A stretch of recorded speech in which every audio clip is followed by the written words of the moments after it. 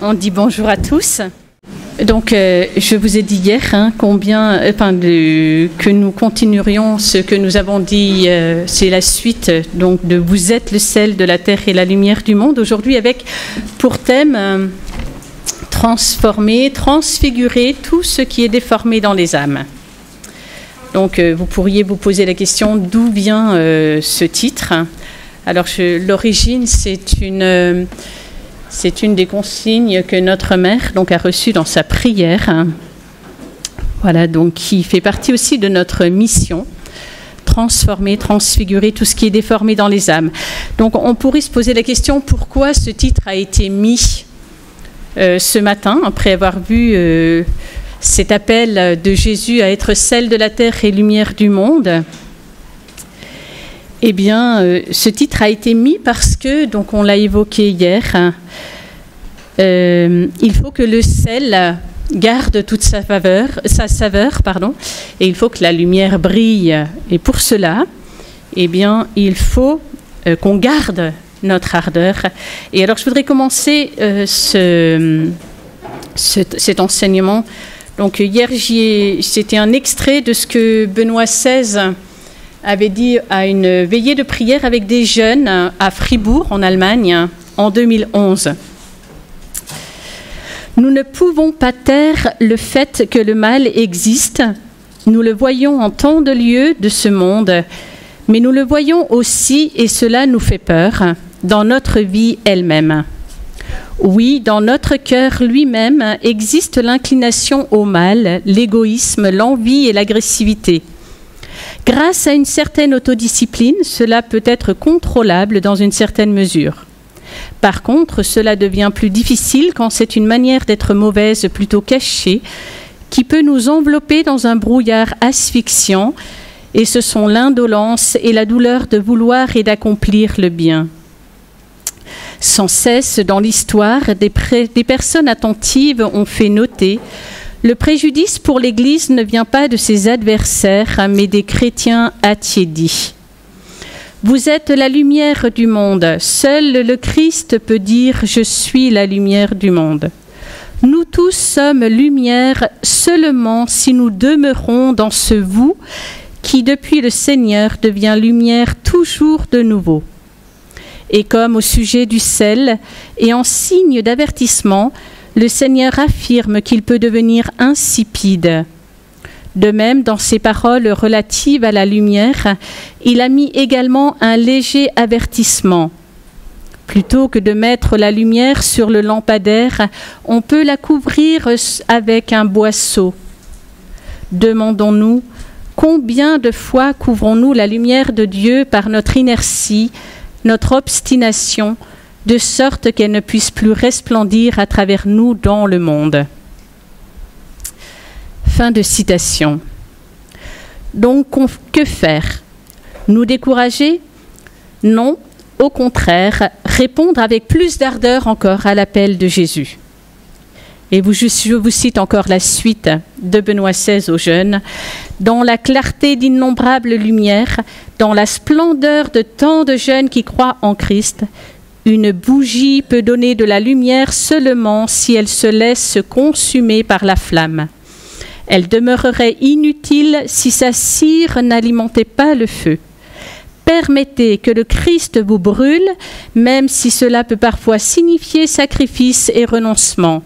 Ne craignez pas de pouvoir perdre quelque chose et de rester à la fin, pour ainsi dire, les mains vides. Ayez le courage de mettre vos talents et vos qualités au service du règne de Dieu et de vous donner vous-même, comme la cire de la bougie, afin que par vous le Seigneur illumine l'obscurité.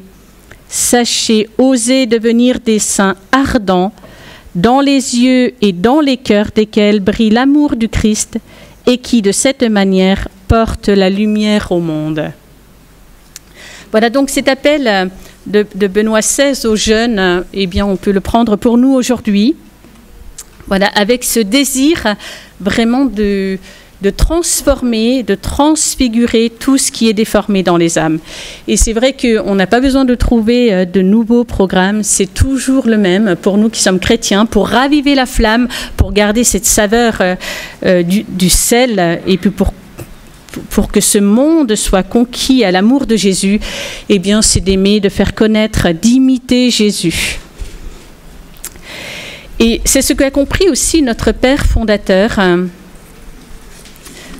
Voilà, notre Père fondateur qui a été marqué par l'Évangile. Il avait un grand amour de l'Évangile. Dès l'âge de ses 15 ans, il le connaissait, il le méditait souvent. Et c'est en méditant souvent l'Évangile, en contemplant la personne de Jésus, qu'il a compris cette nécessité de conquérir les âmes à l'amour par l'amour. Combien nous sommes loin, écrit-il, en ce temps d'une réalisation du plan d'amour de Dieu. La solidité de la famille est fortement ébranlée. Les liens entre les hommes et les femmes sont de plus en plus fragiles. Le soi-disant amour libre multiplie les cohabitations fragiles et provisoires. Et leur éducation est excessivement difficile dans des milieux largement corrompus. L'amour humain, quelle misère! Devant l'état lamentable, la mission de l'Église devient de plus en plus nécessaire et urgente. Beaucoup pensent qu'il faudrait accepter l'évolution inéluctable des mœurs, qu'il faut être tolérant, qu'il ne faut pas condamner, qu'il faut accepter l'évolution sociale.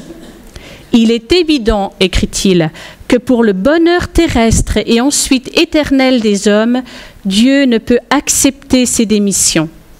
Et le Seigneur et son épouse, l'Église, sont là pour guérir, pour sauver, pour éduquer au véritable amour humain et divin. La civilisation de l'amour n'est pas une utopie. Pour l'extension de l'apostolat, par l'éducation spirituelle, doit se multiplier grâce aux apôtres de Jésus. Le véritable amour doit s'élever, droit, fort, impératif. Voilà, c'est ce qui nous donne beaucoup d'espérance. Cette levée de ces apôtres qui vont travailler à transfigurer ce monde, à l'illuminer. Oui, notre monde a besoin d'être touché et guéri par la beauté et la richesse de l'amour de Dieu. Père Bernard l'a dit hier, l'amour n'est pas cité dans les béatitudes, mais c'est le cœur du message chrétien. Le monde actuel a besoin des témoins de cet amour. Il a besoin que nous soyons sel de la terre et lumière du monde. Alors comment allons-nous travailler à transformer, à transfigurer tout ce qui est défiguré dans les âmes ?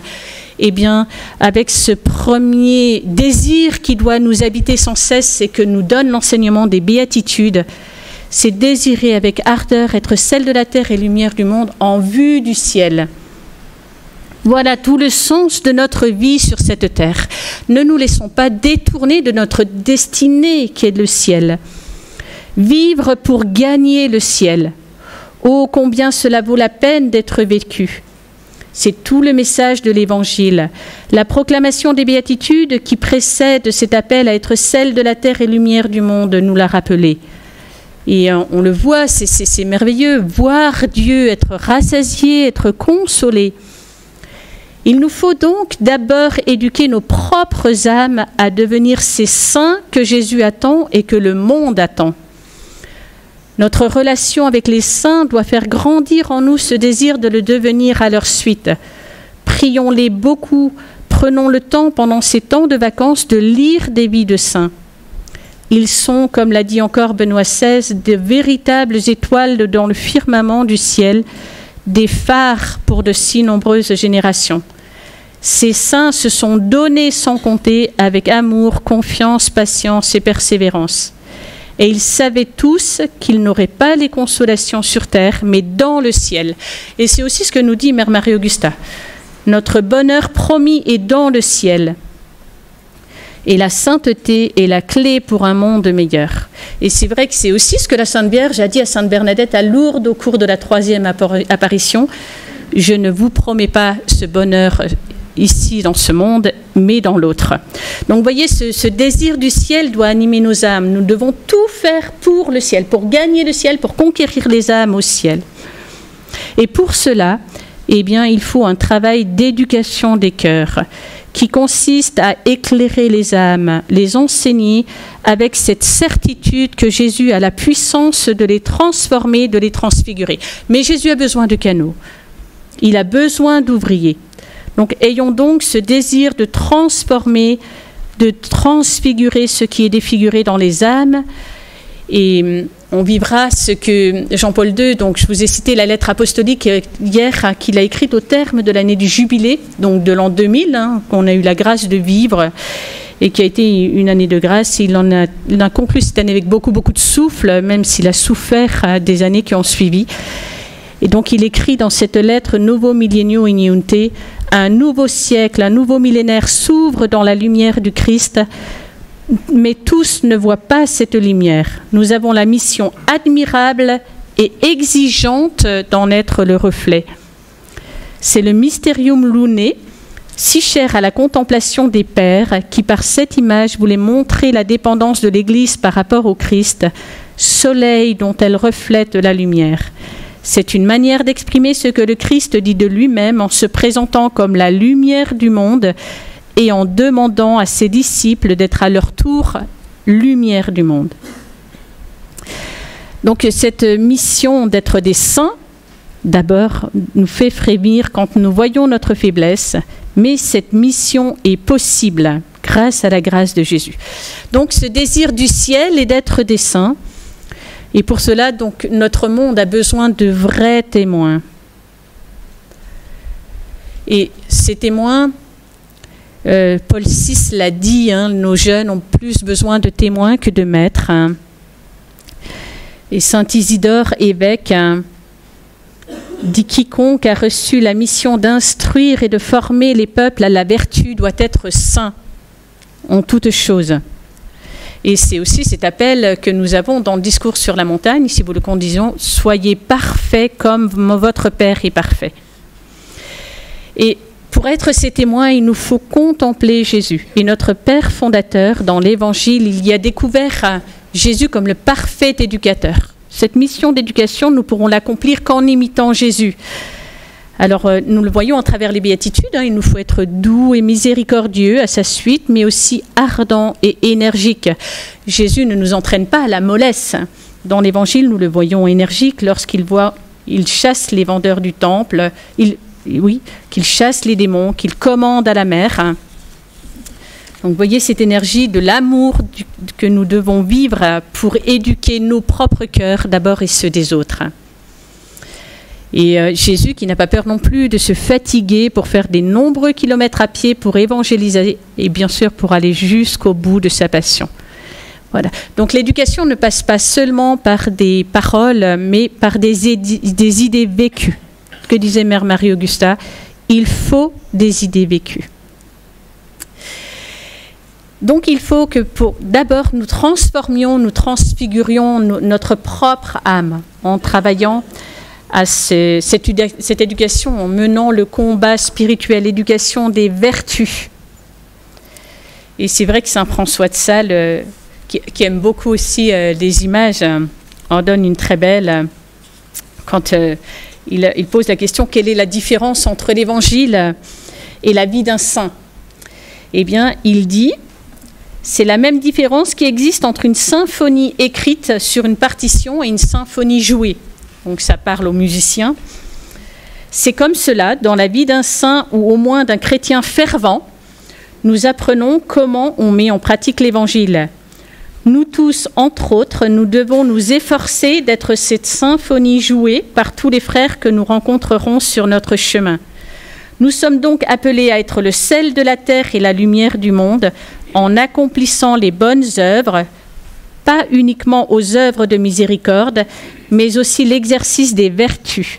Vertus théologales, foi, espérance et charité, vertus cardinales, justice, prudence, force et tempérance, et encore les vertus qui se trouvent dans les béatitudes, donc patience, pureté, humilité, douceur, humilité et pauvreté d'esprit. Donc voyez pour nous l'importance de méditer l'Évangile pour que nous soyons les premiers à vivre l'exercice des vertus.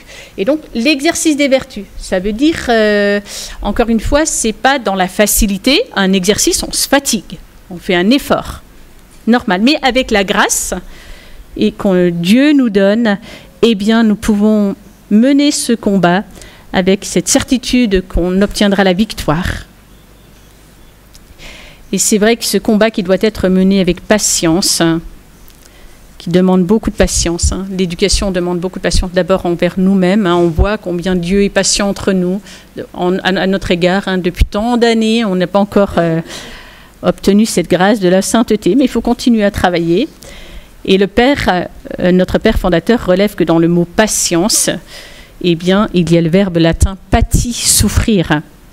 Donc, ça fait partie de ce combat, d'avoir à faire des efforts, à souffrir. Donc, ce désir de transformer d'abord notre propre âme pour être témoin dans ce monde et éclairer ce monde, donner une saveur à ce monde. En gardant dans nos cœurs cette ardeur missionnaire, donc bien sûr qu'il faut qu'on se sanctifie soi-même, mais on sait qu'une âme qui s'élève et élève le monde, donc en ayant aussi ce désir de travailler à l'éducation des âmes dans ce monde. Donc pour vous, parents, votre première responsabilité, ce sont l'âme de vos enfants, mais ce sont aussi l'âme de tous ceux qu'on côtoie dans le travail, dans nos études, dans toutes les associations dans lesquelles... et cette ardeur missionnaire qui doit être animée par cette urgence. On a dit hier, notre mère qui disait « le temps presse, les démons s'est déchaîné ». Et c'est aussi cette ardeur qui animait Saint Paul, qui lui-même, par sa conversion, a été éclairé par Jésus ressuscité. « Caritas Christi urget not ». La charité du Christ nous presse. Donc cette conversion, cette transformation d'abord de nos propres âmes par notre propre conversion, et puis ce travail d'éducation spirituelle en vue de la sanctification et de la transformation des âmes. Et même, vous voyez, dans la consigne que nous laisse notre mère, il y a aussi transfigurer. Voilà, donc ce qui fait penser à ce mystère lumineux de la transfiguration. Vous voyez, Jésus, dans sa transfiguration, il reflète la lumière de Dieu. Voilà. On n'a pas besoin... Bon, hier, il y avait ce concert, on imagine sans doute un énorme des spots et des spots et des spots qui éclairent. Eh bien, nous, en tant que chrétiens, il n'y a pas besoin de spots qui éclairent. C'est la lumière du Christ en nous parce que nos âmes sont transfigurées. Donc, l'importance de l'éducation. Donc, la sagesse, le sel, avons-nous dit hier, est le symbole de la sagesse.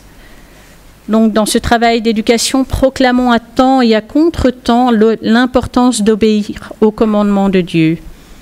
La sagesse, c'est mettre Dieu à la première place. N'ayons pas peur de l'enseigner à ceux qui nous entourent.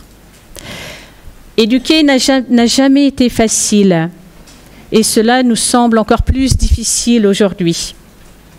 Père Bernard nous a rappelé hier ce que disait Mère Marie-Augusta. L'éducation est un divin métier. Oui, nous avons besoin de l'aide de Dieu. Vous, parents, enseignants, et tous ceux qui exercent des responsabilités éducatives le savent bien. On pourrait en rejeter spontanément la faute sur les nouvelles générations, comme si les enfants qui naissent aujourd'hui étaient différents de ceux qui naissaient auparavant. Eh bien non. La cause principale est surtout ce manque de transmission de la foi, de certitude et de valeur. Donc n'ayons pas peur. Toutes les difficultés que nous rencontrons pour transformer, transfigurer les âmes ne sont pas insurmontables. Mais nous savons que chaque âme de ceux que l'on, d'abord nos propres âmes et ceux que l'on côtoie, possède une liberté. Et c'est vrai que là encore, Mère Marie-Augusta peut beaucoup nous aider. Elle disait de la liberté, c'est un don précieux quand on en use bien. Et c'est aussi une arme redoutable. Donc, cette liberté, il nous faut l'éduquer. Donc, une éducation demande une réelle éducation. Les parents préoccupés et souvent angoissés pour l'avenir de leurs enfants la demandent. Beaucoup d'enseignants qui vivent la triste expérience de la dégradation de leurs écoles la demandent. La société dans son ensemble la demande. Les enfants et les jeunes la demandent.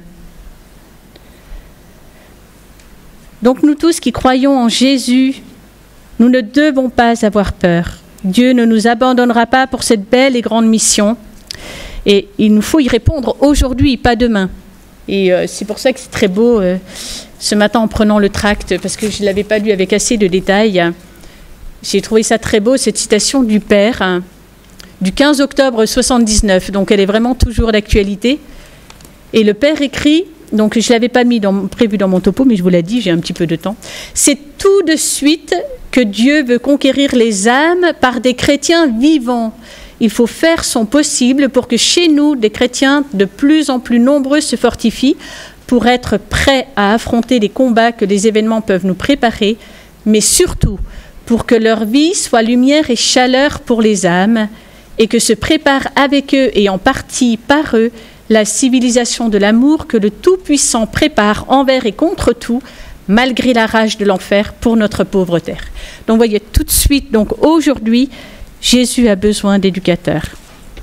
Et c'est vrai que, vous voyez, hier, quand Père Bernard parlait des béatitudes en disant, dans les béatitudes, il n'y a rien de l'amour, mais on retrouve l'amour qui est don, eh bien, tout éducateur véritable sait que pour éduquer, il doit se donner lui-même et il doit donner quelque chose de lui-même.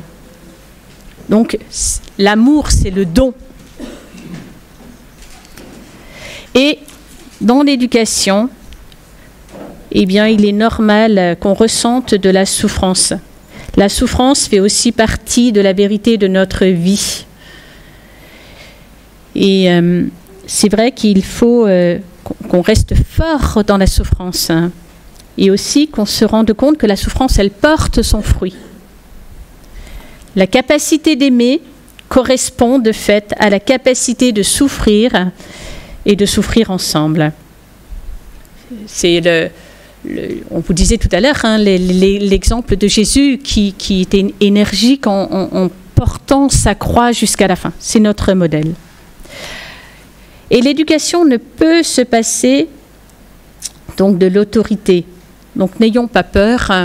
Alors une autorité qui est animée d'amour, mais qui s'impose, qui impose la vérité, qui impose ces valeurs que l'on doit garder. L'autorité qui est le fruit de l'expérience aussi et de la compétence et qui s'acquiert surtout, et je le redis, par la cohérence de notre propre vie. Donc l'éducateur doit être lui-même un témoin de la vérité et du bien. Et alors je termine pour vous montrer, vous voyez, ce désir que l'on doit avoir d'être des saints et de conduire les âmes à être des saints doit aussi nous faire... donc on se donne dans l'amour, dans la souffrance, dans la difficulté, et aussi avec cette certitude que c'est Dieu qui travaille, c'est Dieu qui transforme l'âme.